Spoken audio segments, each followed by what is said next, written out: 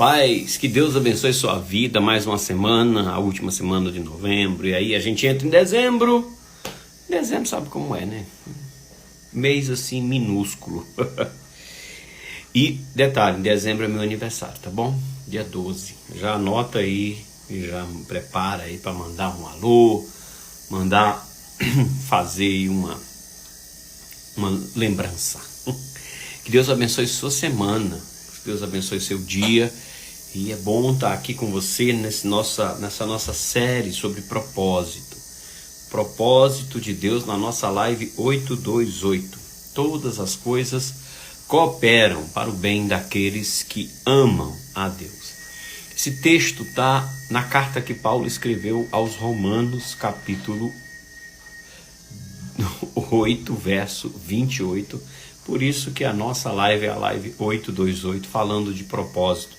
Todas as coisas cooperam para o bem daqueles que amam a Deus, daqueles que são chamados segundo o seu propósito. E essa live é para você que tem um chamado, que tem algo especial com Deus, que Deus quer algo na sua vida. Deus, Ele te ama de uma maneira incrível, e o amor dele não é um amor que te deixa longe, é um amor que se importa com você, é um amor que te atrai, é um amor que te coloca no lugar certo. Não apenas te salva, ele te dá um propósito, uma razão de ser, uma razão de viver. Por isso que nós estamos aqui, para atrair você para esse propósito, para você identificar com esse propósito, para você viver esse propósito, você se aprimorar nesse propósito e viver a sua vida segundo esse propósito. Nós temos um chamado de Deus para abençoar a tua vida, e ao longo desses dias, nós já vamos para, acredito que 2 meses que estamos aqui, falando semanalmente, diariamente, sobre propósito, o propósito de Deus na tua vida. Eu quero orar por você, que vai assistir depois, não tem problema, quero orar por você que está passando por lutas, desafios, incertezas, dúvidas. Talvez você queira viver o propósito de Deus, não sabe nem por onde começar. Eu quero ter essa experiência com o propósito de Deus, mas eu não sei nada. É isso mesmo, nós estamos aqui para pegar você pela mão e dizer: existe um caminho, existe uma direção a ser tomada. Amém? Vamos orar comigo? Hoje nós vamos falar sobre o propósito de Deus. Ele vai te fazer andar pela fé. Isso aí, fé é uma coisa incrível, maravilhosa. A fé funciona, tá bom? Vamos orar? Pai, muito obrigado, Senhor. Obrigado pela tua presença, obrigado pela oportunidade de estarmos aqui, Senhor, de, através desse instrumento, compartilharmos a tua palavra e a tua vontade nas nossas vidas. Fala conosco, meu Senhor, nos ajuda a entender o teu propósito, nos ajuda, Senhor, a direcionar a tua vontade em tudo aquilo que nós vamos fazer. Eu abençoo a vida, Senhor, dos meus irmãos, daqueles que estão agora aqui junto comigo, dos que vão entrar tempo depois, dos que vão assistir, Senhor, aqueles que vão passar rapidamente por essa live. Senhor, que o menor contato seja o suficiente para que a tua palavra, a boa semente, seja semeado nessa terra. Abençoa as nossas vidas, abençoa essa semana. Eu declaro a tua bênção sobre a vida dos meus irmãos, daqueles que pedem oração, meu Deus, daqueles que precisam de uma resposta de Deus na sua vida, daqueles que nessa hora, Senhor, estão esperando ouvir a voz de Deus para tomar decisões. Pai, abençoa a vida financeira dos teus servos. Eu abençoo o trabalho, eu abençoo, Senhor, as finanças. Eu repreendo em nome de Jesus todo prejuízo. Eu declaro, Senhor, na autoridade do teu nome, que tudo aquilo que pertence aos teus servos, que está retido, está escondido, está guardado, bloqueado, seja desbloqueado, seja aberto, seja liberado, Senhor. Eu abençoo, Pai, a saúde dos teus servos. Eu repreendo enfermidade, doenças na alma, doenças físicas. Eu abençoo, Pai, o corpo físico dos teus servos. Eu ordeno que todo caroço, toda dor, todo câncer, toda enfermidade caia por terra agora em nome de Jesus. Eu abençoo, Senhor, a saúde dos teus servos, aqueles que estão no hospital, ou que têm parentes em hospitais, que sejam visitados pelo poder da cura que há no nome de Jesus. Eu abençoo os filhos, abençoo a casa, o casamento. Eu abençoo a tua vida em nome de Jesus. Eu declaro a bênção do Senhor na tua vida. Eu abençoo a tua vida espiritual, que o Senhor fale contigo, que o Senhor te visite em sonhos, fale com você em sonhos, que o Senhor fale contigo através da palavra dele, através dos louvores, que a tua vida seja uma vida voltada para Deus, em nome de Jesus. Amém. Que Deus te abençoe muito. Nós vamos falar a respeito do propósito de Deus. O propósito ele vai nos fazer andar por fé. A fé ela vai ser ativada. A fé não é você não sente fé. Estou sentindo que não é assim que a fé funciona. A fé ela é um dom, ela flui, ela não é como eu sinto ou deixo de sentir. Ela atua, ela opera. Mas ela tem que ser ativada. E ela é ativada por onde? Ela é ativada pelo meu relacionamento com a palavra. A fé vem pelo ouvir a palavra de Deus. Quanto mais palavra de Deus, quanto mais eu vivo numa atmosfera espiritual, mais fé eu consigo ativar, consigo viver, consigo me alimentar. E Deus, Ele não quer que você seja paralisado por aquilo que você está vendo, por aquilo que você está sentindo, por aquilo que você está ouvindo. Tanto que as nossas emoções, nós falamos bastante semana passada sobre isso, elas oscilam muito. Ora você está bem, está um gigante, as tuas emoções estão lá em cima e você, ora ela está lá embaixo. Ela está lá embaixo, você não sente absolutamente nada. E pelo contrário, teus olhos só conseguem ver problemas, dificuldades, só conseguem ouvir problemas. Nossa audição, como a nossa visão, elas são seletivas. E eu não posso depender das minhas conquistas diárias disso. Eu não posso viver pela fé em cima dessas circunstâncias. Por isso que eu tenho que sair dessa limitação. Eu gosto da conversa de Jesus com a mulher samaritana, quando ela diz assim, olha, os adoradores adoram aqui neste lugar. Nós aprendemos que adoram aqui. Jesus espera não. Os verdadeiros adoradores, eles adoram ao Pai em espírito e em verdade. Eles não estão limitados no corpo e nem na alma. A minha expressão de fé, ou a minha adoração, meu relacionamento com Deus, quando ele é voltado para a carne, vamos dizer assim, né? Corpo, alma e espírito, essa divisão do homem. O homem é um ser espiritual que tem uma alma e um corpo. É interessante isso. E Jesus diz o seguinte, que os verdadeiros adoradores, eles transcendem essa questão do corpo. O corpo é quando há um movimento. Nós gostamos de movimento, de agitação, né? Da dinâmica. A adoração, quando ela está no corpo, é aquela adoração que ela se limita só a fazer o movimento. A adoração que está na emoção é quando eu choro. Eu chorei, para mim é suficiente. E muitas vezes eu choro, mas meu choro é um choro que não altera a minha vida espiritual em nada. Eu não mudei, eu não entendi nada. Eu sou manipulável. Há pessoas que conseguem manipular, por exemplo, vou te contar uma história interessante de que você consegue ser manipulado. Você já assistiu um filme e nesse filme tem uma cena triste. Tem filmes que eu assisto várias vezes e naquela cena, na mesma cena, causa uma emoção. Eu sei que é um filme, eu sei como foi feito, e aquilo ali me causou uma emoção.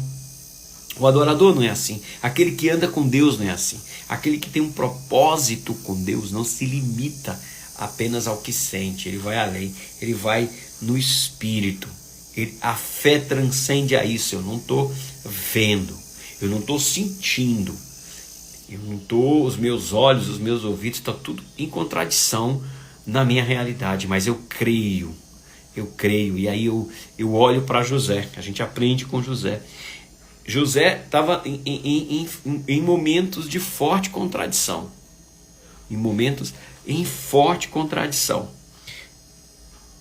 Ele olha para ele ali, vão pegar ele na cadeia. Ele pode pensar assim, Deus, ele me abandonou, não é possível que eu cheguei, eu lutei tanto, eu venci tanto para chegar aqui nesse patamar e estar preso injustamente, covardemente, abandonado aqui nessa cadeia, nessa prisão e preso nisso aqui. A oportunidade que talvez teria desse sonho se cumprir, não vai se cumprir. Qual é o destino? Qual é o final? Qual é a biografia de um preso? Ainda mais da forma como ele foi caluniado, de ter feito aquilo, de ter usurpado ali uma pessoa de importância como era da casa de Potifar. Aquilo ali não tinha fim para ele. E aquela oportunidade ele poderia pensar assim, aqui é o final. Mais uma vez eu estou no fundo do poço. Se José tivesse olhado para o natural, ele tivesse aceitado as circunstâncias naturais, ele poderia dizer, realmente, aqui não tem mais saída. Chegou o final. Mas quando José começa a olhar e dizer, eu tenho um Deus que ele vai além das circunstâncias, ele vai além dos tempos e das estações, ele vai além dos homens, ele vai além do que a ciência diz. Olha, que coisa forte para você. Ele vai além do que a realidade me diz. A realidade diz isso aqui. A realidade, ela me constrange a ter que aceitar isso aqui, mas o sobrenatural de Deus me leva a ir além, muito mais além. Tanto que a palavra fala assim, nem olhos viram, nem ouvidos ouviram, nem jamais penetrou no coração do homem o que Deus tem preparado para aqueles que o amam. Deus tem um propósito muito superior a aquele que nós vemos naturalmente. O propósito é muito maior. Acredito que você já tenha escutado frases como essa. As circunstâncias estão dizendo que não deu, não vai dar. Eu acho melhor você pensar bem isso aí, porque isso aí não vai para frente. Ou assim, será que Deus está realmente nesse negócio? Será que isso não é coisa da sua cabeça? Não é você que se convenceu dessa história toda e tudo isso aí? Olha, é melhor você cair na real e entender que Deus, ele te abandonou.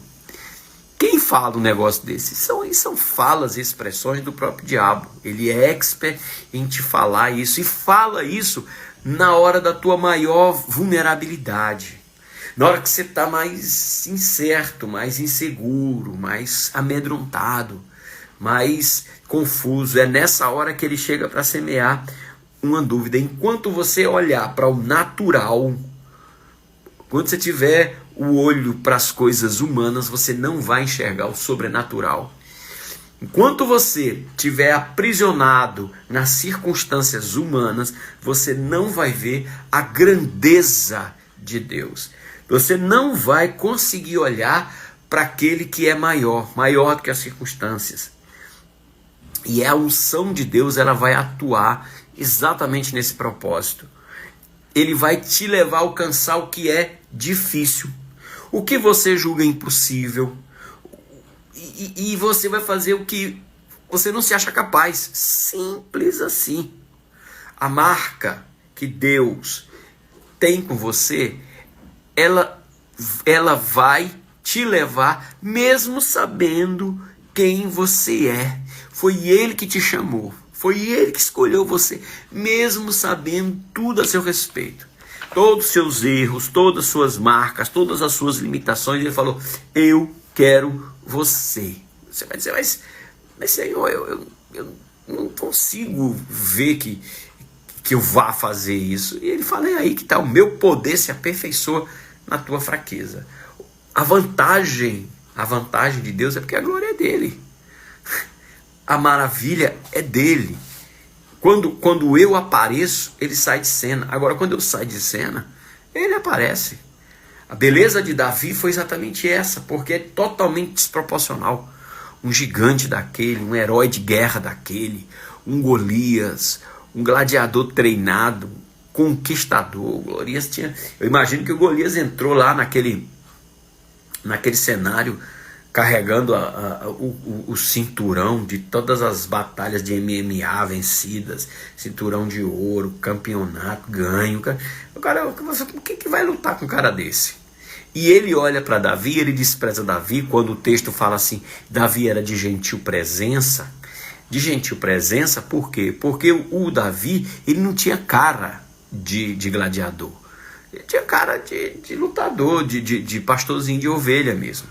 O gladiador, apesar de nos filmes serem celebridades, um rosto muito bonito, o gladiador, na época de Davi e do próprio Golias, ele tinha uma cara arrebentada, não tinha dente, o rosto todo ferido de batalha, o cara inchado, todo cortado, um rosto todo deformado de pancada. Dava para ver que ele era um lutador. E o Golias olha e fala o seguinte, eu vou lutar com um cara que nunca lutou. Vocês mandam para mim um menino, um cara despreparado, só um cachorro para ele vir brigar comigo com pedra.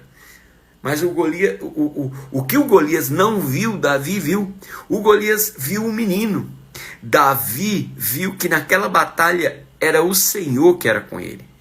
A grandeza desse Deus estava entre o Golias e o Davi. É aí que entra a fé. É nesse espaço aí que entra. Ele diz assim, tu vem contra mim com espada e com lanças, mas eu vou contra ti no nome do Senhor, quem você tem afrontado. Você vem contra mim, mas eu vou contra ti, é no Senhor. Você está afrontando, não é a mim mais. Essa batalha não é mais minha, olha. Essa batalha não é sua, essa batalha pertence ao Senhor. Lá em Jeremias, no capítulo 31, lá no verso 3, Jeremias, capítulo 31, lá no verso 3, diz assim, ó, Jeremias 31, 3. Há muito que o Senhor nos apareceu dizendo, com amor eterno te amei, e com benignidade te atraí. Com amor eterno eu te amei, e com benignidade eu te atraí.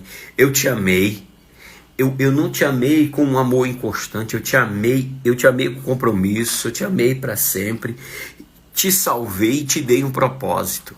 Você não é um amado para ficar escondido numa parede, você é um amado com um propósito, e todos os dias da tua vida, todos eles, todos os dias, é para você viver em função deste propósito. Por isso que o salmista, ele diz lá no Salmo 90, 12, ensina-me a contar os meus dias, de tal maneira que eu alcance coração sábio. Eu tenho que ser mais sábio amanhã, eu tenho que ser mais sábio do que eu sou hoje.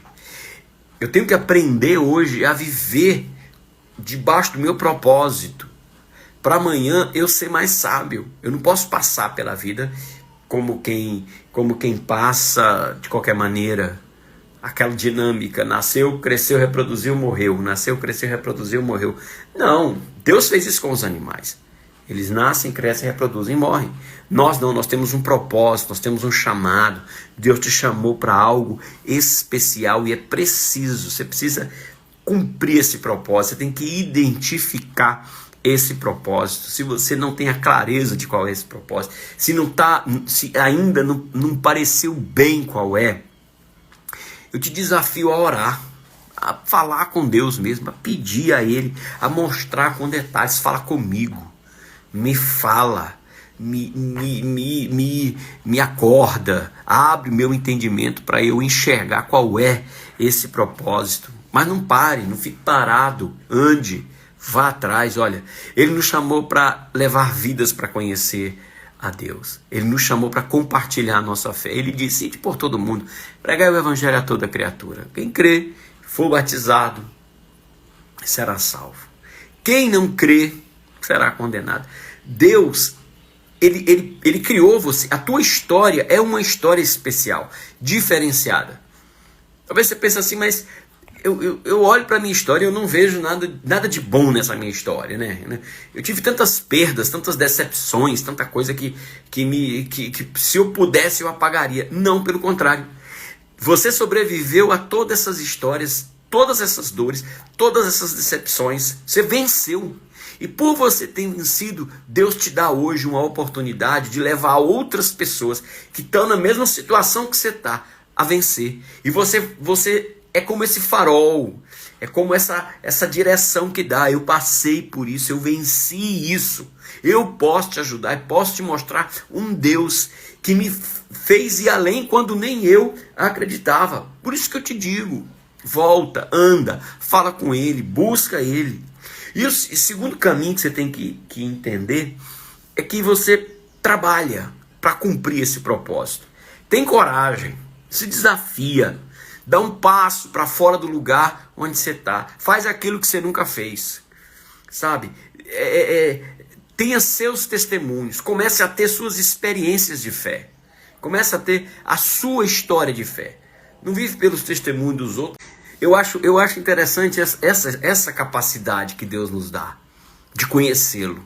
Deus quer que você o conheça. Não apenas como uma celebridade, mas ter experiência com Ele. E ver, Senhor, eu não tenho isso aqui. Aí amanhã as pessoas vão te procurar e vão querer saber quem é esse Deus. Você vai dizer, eu o conheço.